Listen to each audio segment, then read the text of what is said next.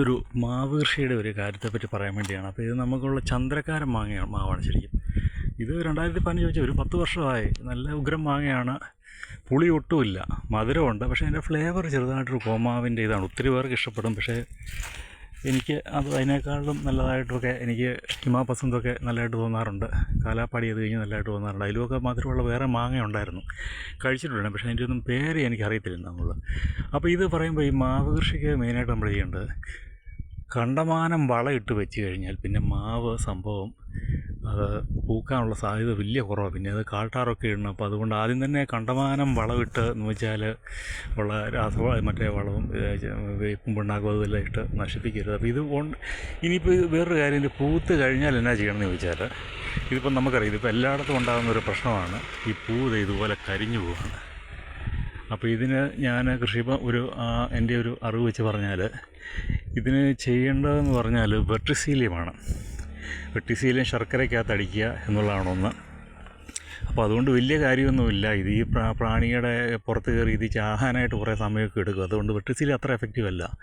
പിന്നെ ഒരിത് പറയുന്നത് നമ്മുടെ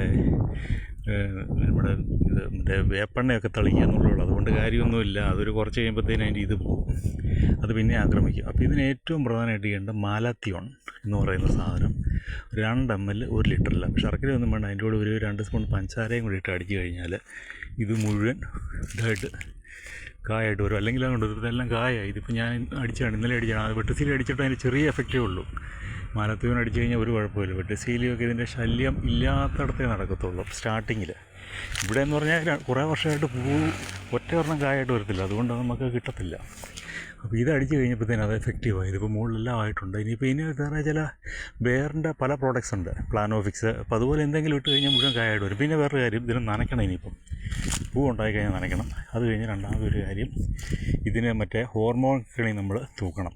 ഫെർമോൺ കെണി എന്ന് പറയുന്നത് അത് കായ്ച്ചേക്ക് അത് എല്ലാ വർഷവും കെട്ടേണ്ടതാണ്. അത് ഇതിൻ്റെ മാവേ തന്നെ ഇടുകയല്ല, ഇച്ചിരി മാറി അതിൻ്റെ അങ്ങേപ്പുറത്തോ ഇങ്ങേപ്പുറത്തോ 2-3 മരത്തേലോട്ടൊക്കെ ഇടുക എന്നുള്ളതേ ഉള്ളൂ. ഇതിപ്പോൾ നാസിപ്പസന്താണ്. ഇങ്ങനെ കുറേ മാവ് നമ്മൾ വെച്ചിട്ടുണ്ട്. അപ്പം ഇതിൻ്റെയൊക്കെ എങ്ങനെയാണെന്ന്, ഇതൊക്കെ നല്ല ഒന്നാന്തരായിട്ട് ഇട്ട തൂർന്നുണ്ട്. നല്ല ഭംഗിയുള്ള മറമുള്ള മാവ്. ഏത് രീതിയിൽ വേണം ഇതൊക്കെ ഷേപ്പ് ചെയ്തെടുക്കാൻ പറ്റുന്ന മാവാണ് നാസിപ്പസം എന്ന് പറയുന്നത്. ഓക്കെ.